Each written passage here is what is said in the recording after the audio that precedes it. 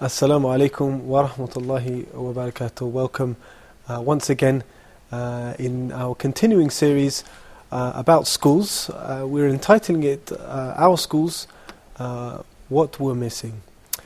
Now, in the last series of programs, we've been, as you know, discussing many different aspects of schools and how to improve our general standards of schools. And I happen to think that anyone that watching this program would receive a lot of benefits. They could probably even start their own school. Dr. Mamdul, welcome once again. We're continuing with you, with us throughout this series. How are you today? Fine, wonderful, alhamdulillah. Excellent, lovely to have you back on the show. Alhamdulillah. We're entitling this particular episode a portrait of an excellent class. Would you like to start by giving us what you would see as a portrait of an excellent class? I think this may require a series of lectures about it, but anyway, we'll try to pick some qualities or some features of an excellent class. One of them, we want to relate this to any school, principal, teachers, parents should insist on an excellent class. We said that this concept of excellence, this concept of perfection, we need to target perfection. We need to see whatever is good and we try to do it. We reach perfection. So the concept of perfection should dominate our life. I think we cannot live without it. We need to do something very good. This is to make our life better, to make the school system better, to make the outcomes that would come from the school system much, much, much better than nowadays. So it's the concept of perfection, the concept of excellence. And we said these things are ongoing, aren't they? They are ongoing. They will never stop because there is a competition among schools, among countries. There is always a competition, ongoing competition. So there is always ongoing excellence, ongoing, because what is perhaps good now may not be good after tomorrow if the bar is raised. The countries are competing and they are coming up with new things, new strategies.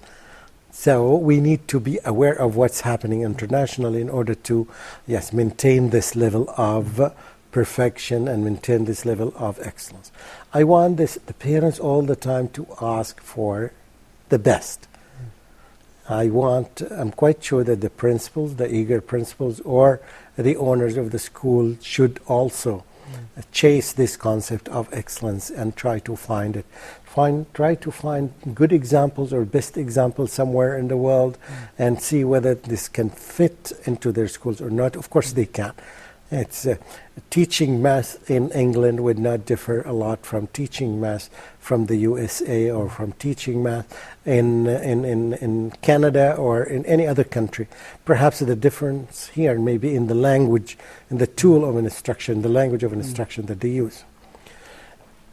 An excellent lesson would feature something like an interactive class. Remember in one of the episodes we talked about one-way teaching? The teacher is talking in a wonderful way, speaks very eloquently, and the students are listening. This is not a sign of having not even a good class. This is a sign of one-way teaching. This is a sign that the teacher focuses only on knowledge and ignoring skills. When we see an interactive class, we see that the students and the teachers are fully engaged in the learning process. Because they are, in effect, inside this partnership. Yes, it's partner again. And this is another type of partnership. This is, in fact, partnership, but the highest percentage would go for the students. So an interactive class where the students would ask the teachers the questions. The teacher would answer the question. The teacher would raise some questions for specific students, and the students would ask questions amongst themselves. So this is the type of interaction. So it's between the teacher and the students, between the teacher, the students and the other students, between different groups of students. It's very interactive. So this is one quality of, it's not a quality of when we used to learn this. Okay, so when the first point we've got here is really that the lesson is being driven and the focus is on the students. Yes, The exactly. students are driven, and the This is teacher is acting, as we said before. Students-centered classroom. And the teacher is acting, as we said before, as a facilitator. Facilitator, yes, or you can call him other, qualities. We will come to this right now. Okay. So if I was a parent looking at, maybe observing a class, if we had this open, transparent nature, then that's a quality I'd look for. I'd look for that interaction and this drive coming from the students. With themselves. this interaction comes many things. First of all, let me compare this scenario with the scenario that was going on in the past, where you get into the class, you find the class is quiet, all the students are calm. I think many teachers wish that that's the case now. Many teachers would wish that this is the case, but this is not the learning. It's one way teaching, and the students are learning little with the decreasing amount of focus or the focus span of the students. We're getting less and less benefit. So we need to make this balance. Anyway, so this is one feature. But with the interactive class comes for example, a feature like the quality of questioning strategies. What type of questions that are raised by students and what type of questions that are raised by the teachers? Is it a type of closed questions that would require a student to say yes or no, or to say specific date or a specific piece of information? This is very good, but it may represent 10%, 15% of the time in the class. What we need is the questions that begin with, okay, why? What are the reasons? Is it possible to see it from a different perspective? A type of open questions that would encourage students to think. Why did it happen that way? Had you been there, would your opinion be different from your opinion now? If you changed your place, if you changed your location in the site, would you change your opinion? So we're going again back to encouraging this thinking process. Absolutely. What you've termed it's the whole of it, thinking. because the more you think, the more you become ready to receive. The intake becomes very easy for you when your brain is active. And the thinking, what it makes is that it makes you active, ready, vibrant, and you are ready to receive. Okay. And I guess there must be quite when you're thinking, you're motivated, aren't you? You're motivated. You're enthusiastic. You're motivated. You're enthusiastic. When you are not thinking, what is your opinion? Oh, yes, I think it's okay. Even from the tone, you can see that the student is not fully engaged. He just give you a simple answer, and that's it. And this is also related to the curriculum. The curriculum that we're talking about is a broad curriculum. It covers many aspects, and also it's deep. So it's not just superficial. So that's why the curriculum itself should give a room for these critical questions, critical thinking questions. Should give a room for the students to do some activities or to solve some problems. This is one quality, one feature of a good class. Okay, so we've had, first we had that there should be interaction, and the second part is that there should be questions which go deeper into the material to encourage this deep thinking, this critical thinking. This is a sign of a good class. Well, can you help us with one or two other features to indicate? In fact, in one class, we've seen that in many classes, in fact, and we wish that this model would be adopted by many schools and many teachers. We've entered some classrooms and we found that we were looking for the teachers. Where are the teachers? We found the students are there. They are doing the job. They are doing the role of the teacher. So they were explaining the lessons, they were directing the students to the answer, they are asking questions, they are receiving questions from the students, they are doing the job of the teacher. And we felt very proud to see such a thing happening in an Arab country. Okay, well this seems to be a very, very advanced level.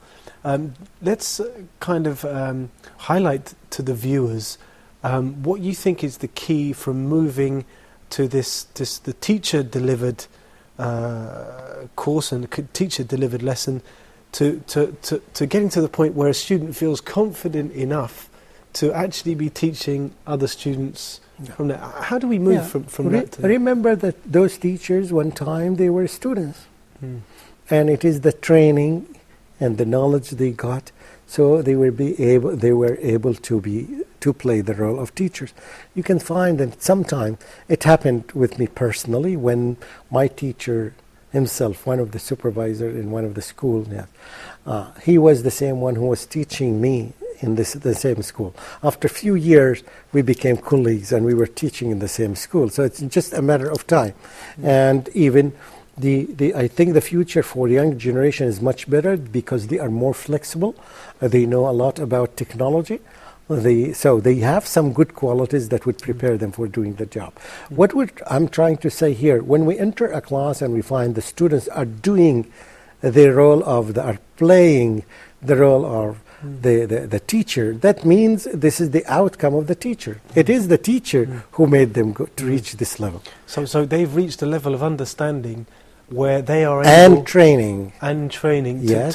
To both comprehend the material and teach it to others. Yeah. It's not necessary that the material would be a very long lesson. It would be even very short lesson, 5 minutes for each student. He would prepare it. He would have some time to sit with the teacher to review the material, and the teacher should allow them, give them some room for being creative. Yes, this is an issue, that to be creative, and I'd like to elaborate on it. The more you give opportunities to the teachers and the students to be creative in presenting their lessons, I have seen... Hey, Doctor, we're gonna stop right there for a break. Reviewing with the Doctor the portrait of a perfect class. We've heard some key features of what the Doctor has said. We're going to take a break right now. We'll be back right after the break.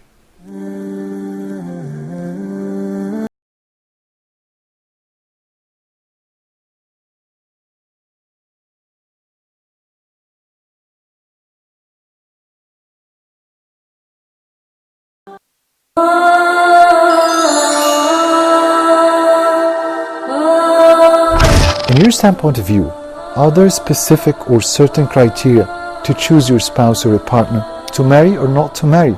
Maybe that's the question. Do we revise the quality of performance of our treatment between the family members as fathers or mothers? As they say usually, it's not what you say, it's how would you say it. Wouldn't you like to be a good storyteller for your kids? Neurobiologically speaking, child abuse and emotional trauma causes scars in the brain of the child, and this might be not easily healing. What's the exact job description of a father? Is it clothing, payments, and feeding, or other important things? Well, I think the job description of a father is merely giving him love and care, self-confidence, giving him sense of security, and checking for the points of strength to stress on them. What about potty training and its planning? Oh yeah, actually, it's a state, it's a condition. Fatherhood is not a body or a person, it's a state.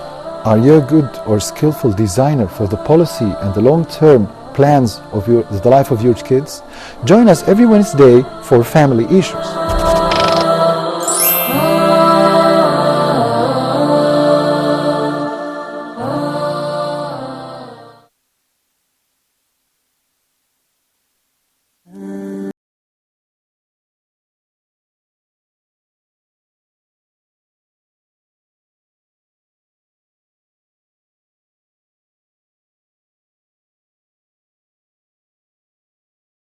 Assalamu alaikum wa rahmatullahi wa barakatuh. Welcome back to Our Schools What Is Missing. In this episode we've been talking about the different areas, the idea of a perfect class, a portrait of a perfect class. Doctor was just underlining some key features of what he sees as a perfect or an excellent class. Doctor, would you like to continue what you were saying? I think I still prefer the word excellent class, not a perfect class, because perfection is almost impossible, because once you achieve it, you find something better. So I think the choice of the word excellent, or at least good, would be something reasonable. One of the good practices that I've seen in my life in education. I saw a teacher of math, but I saw him teaching drama and an activity, period. So he was teaching drama. He had a group of students and he was teaching them drama, and he was teaching them a very small concept. This concept is the concept of the mirror. So I would act something and you act as a mirror. So for example, I raise my head and you need to raise your head, right? I raise my right hand and you need to raise your right hand. No, your left My hand. left hand. So in the mirror, so you need to raise your left hand. So I was trying to do it, and he made it on individual level, and then he made it but two people are working in front of two people, and it was really an amazing thing. What is good is that when I discussed it with some of the teachers later, one of them said that this can be a very good introduction in my lesson when I teach the hadith of the Prophet sallallahu alaihi wasallam. Al-mu'minu mir'atu akhi, is the believer is the mirror of his brother. So here, that he got immediately, he benefited from what was going on, and he said that I can apply this in teaching a lesson about the hadith or the saying of the Prophet sallallahu alaihi wasallam as an introduction, and this would make it really an interesting lesson. Here is the creativity. It's the teacher of math, teaching drama, teaching a concept of mirror, and this had benefited a teacher of hadith or the sunnah of the Prophet sallallahu alaihi wasallam. So this teacher, last teacher, was so creative that he would use this and integrate it in one of the lessons. This is the creativity that we are looking for.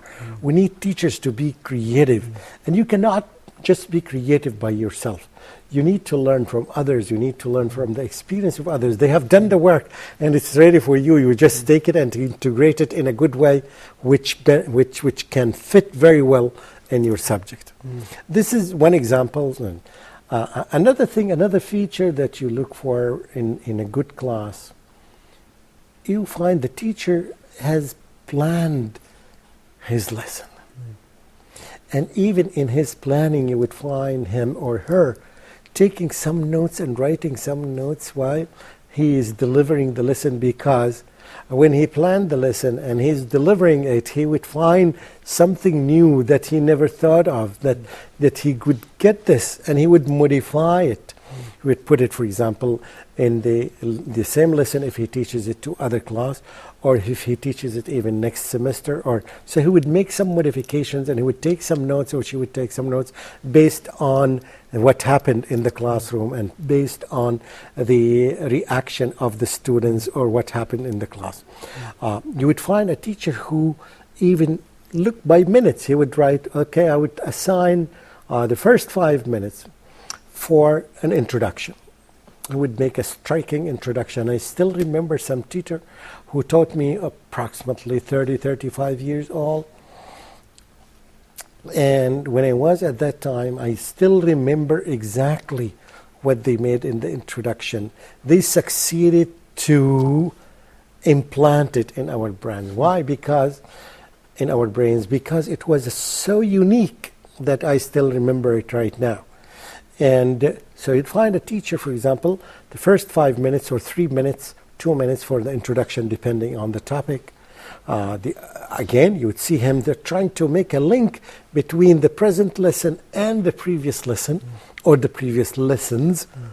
And then after that, he would write, or he would ask the students to write the goals. He would give them the objectives, to write the learning objectives of the lesson.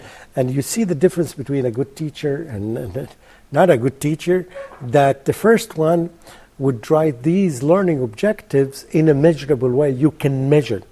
If a parent is there, if the principal is there, if an expert is there, he can measure whether the teacher has achieved these goals or not.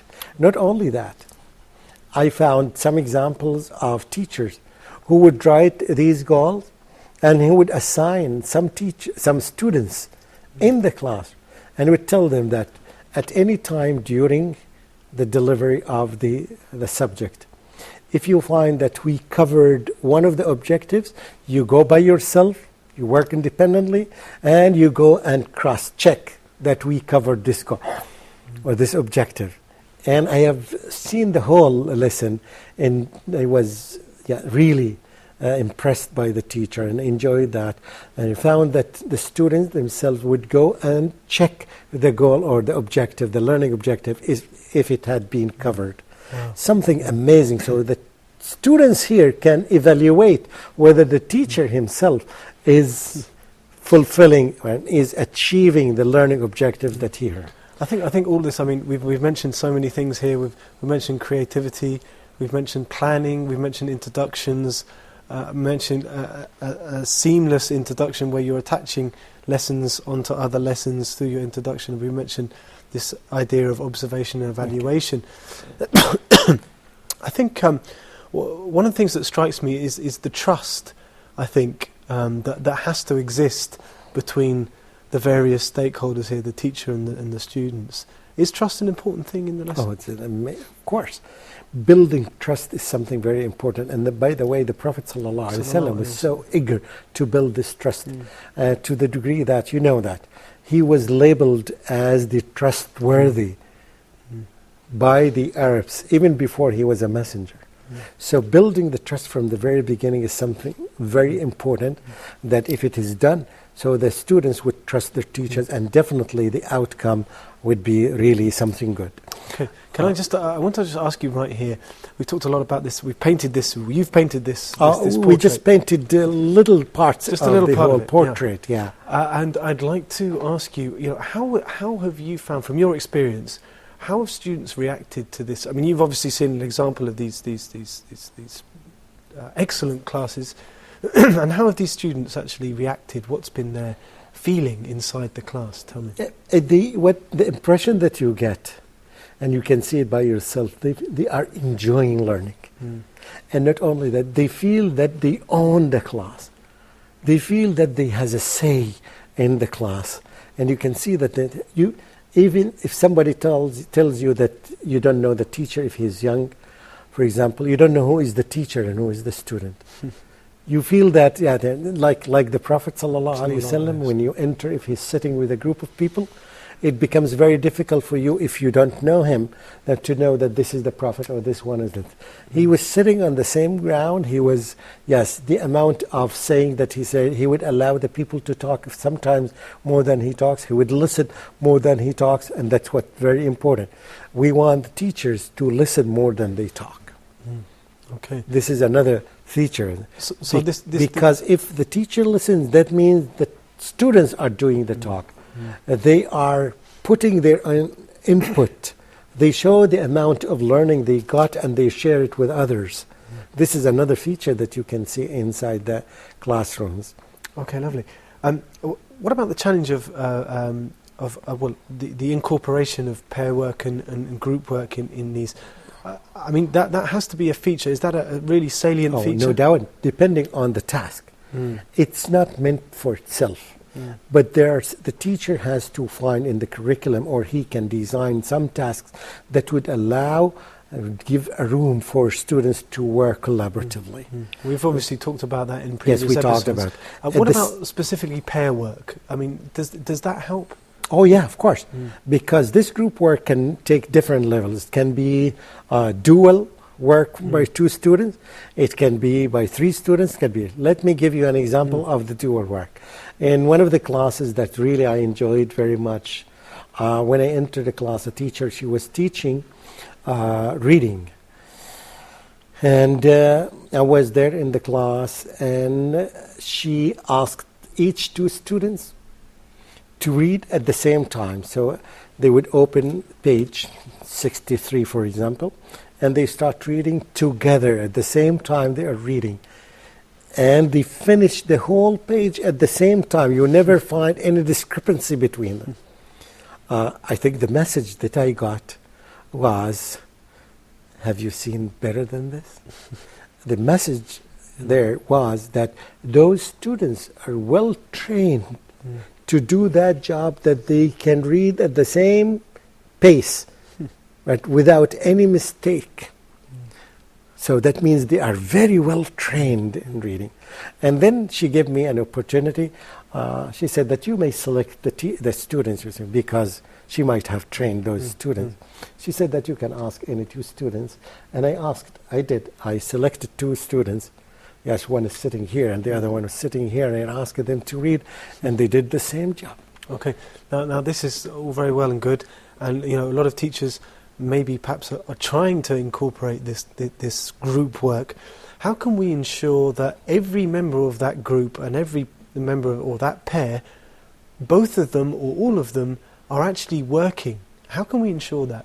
This is the example that I gave you. The 2 of them are doing the reading. So the 2 of them, all of them read the 20 or the 25 lines in the book. So they are working, both of them, right? So this is an example that you can see it by yourself. Perhaps in group work, right?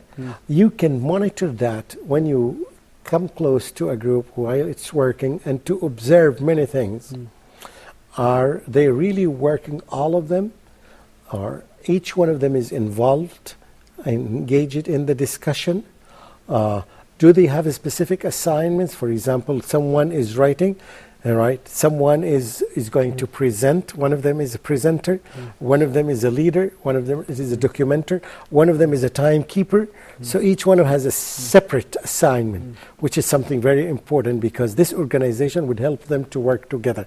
Each one knows what he or she is doing in the class. And sometimes I think it maybe, correct me if I'm wrong, a good idea that everyone should be aware of what the others are doing, so you can ask them about the other person's job even. Yes, yeah, this is very good. And you finally, at the end of the lesson, you would find this person from this group is presenting, or sometimes the whole group comes in front and they make their presentation, and they are ready for questions from their peers or from their colleagues. Okay. Now they address them to see how much they understood from the work that they have done. Okay, thank you very much, Doctor. Thank you. That's all we've got time for this episode.